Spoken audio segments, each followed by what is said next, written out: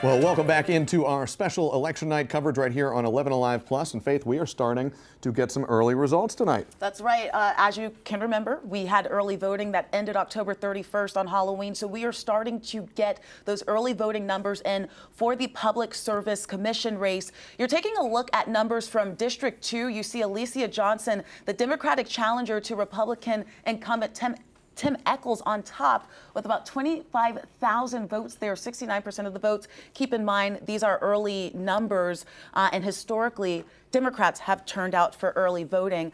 Let's get over to District 2 right now to see these totals. Or excuse me, that was District 2. This is District 3. Incumbent Fitz Johnson, the Republican, and Peter Hubbard, the Democrat. Similar numbers here. 69% of the vote right now for Peter Hubbard. But Zach, as I was saying, these are just the initial numbers, those early voting numbers. And we see it even in the 2024 election, the Democrats kind of had a little bit of an edge early on. But as the numbers are counted, we will likely see those numbers shift a little bit. And we've seen this dynamic it playing out more and more here in Georgia, where the early vote tends to skew more Democratic. That's right. And day of turnout tends to be a major focus for Republicans.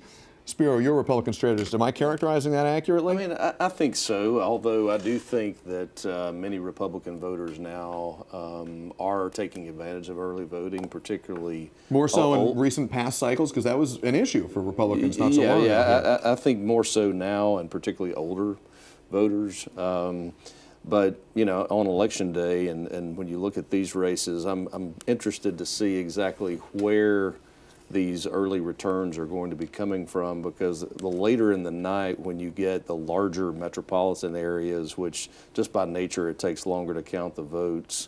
I can actually show you that right now. Right. We can share our computer Okay. screen here, and we can see some of these early vote totals. We are referencing the Secretary of State's website here. And I know it's a little far there. And while you guys are checking that map, Okay. And this is great, this is live TV, we're all figuring this out in real time. Okay. Val, let me bring you in and ask you a question about this. Let me ask you this turnout question as well. We said earlier, just before the break, turnout is the name of the game here.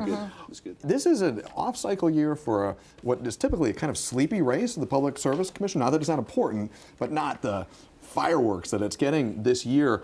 Is it a challenge for a candidate in a race like this to convince voters to come out and vote for them without the help of a big name like a governor at the top of the ticket? It is a challenge, but if you're running your campaign correctly, you're getting people kind of energized to see, because I mean, like you said, PSC is not the most bombastic race, but it is something that's very important. I think what's also helping this year is you do have a bunch of municipal races across the state. So there are folks that are engaged, voting for their local elected officials, their mayors, and I think those folks are also coming out to say, oh, PSC is also on the ballot, cool. Like, I'm gonna vote for who I wanna vote for. And that was a dynamic, Chauncey, that Republicans were worried about, right? Absolutely. So you got, obviously, in Metro Atlanta, a lot of mayoral candidates, and in the cities, you tend to have more Democratic voters. So that's going to bring more blue team to the polls. And the thinking is they get in that ballot booth, they're there maybe to vote for the mayor, and they look down and say, hey, which are the other Democrats on the ballot? Absolutely. And it's maybe even a game time decision where you're voting just a straight ticket there. Absolutely. So one of the things, I know that there's been a lot of money thrown into this race. The Republican had a fundraising advantage.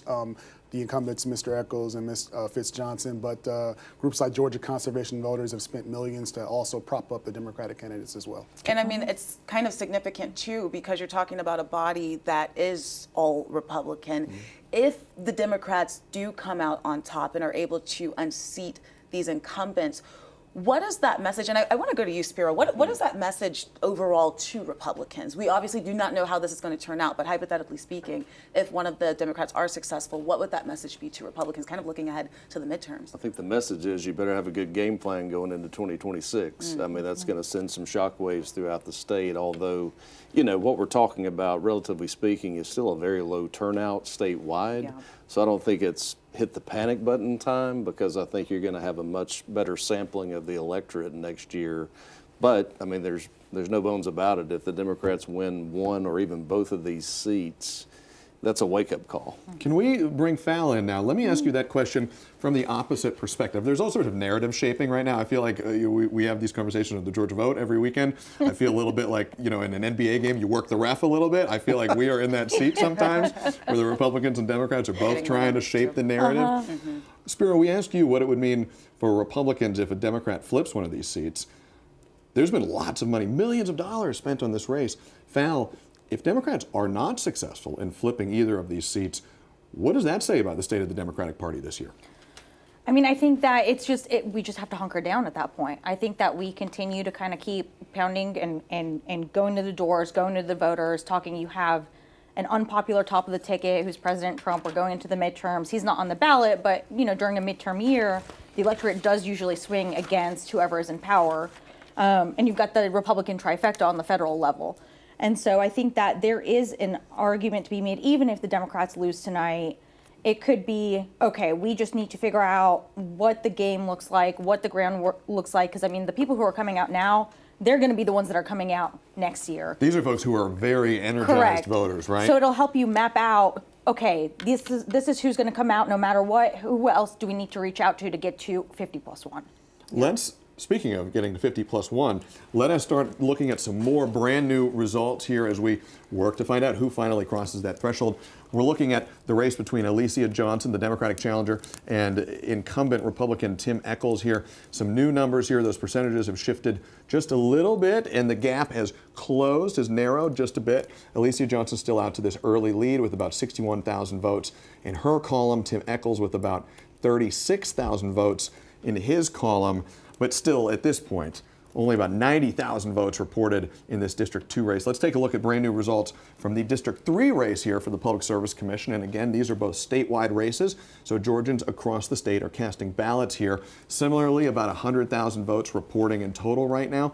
The Democrat, Peter Hubbard, he's out to this early lead here, 63% of the votes so far for him. Fitz Johnson, the Republican incumbent, 37%. Those numbers are going to change. They're going to move. Chauncey, let me ask you this. We see this roughly 63 to 37% split right now in the favor of the Democrats. As this night wears on, do you expect that margin to get closer? It's a good question. I'm not sure, but I can say this with certainty. People are tired of high bills. Affordability is the major concern for voters right now. So even amongst Republican voters, that's a big concern for the incumbents as well. So I think that this is a referendum on that. So it's a question of whether or not that's enough to, overturn party affiliation and some of the other things that typically go into a race like this. It's an obscure race for a regulatory body that most folks aren't familiar with. But and then the primary season you saw almost near record low turnout. So it'll be interesting to see how this plays out. I think that's the biggest point right there. It's an obscure race. I mean, Until this year. And in taking just a quick glance at the map where the votes are coming from, which it looks like it's a pretty good sampling from around the state, even though we don't have a lot of returns in yet. I think if you're a Republican I'm looking at that and thinking, okay, that's somewhat troubling when you see such a wide gap with such a wide variety of counties. Some rural counties on this map right now. So again, the later in the night goes, when Fulton and DeKalb, for example, start coming in, we know those are going to be strong Democratic, counties because of the mayor's race, and others. So that's what I'm watching. But I do think that it's more about the race being obscure and perhaps lack of enthusiasm to vote in those races than it is any sort of mandate or policy issue. It's certainly different than if we had that governor's race at the top of the ticket where a lot of people are engaged and they feel.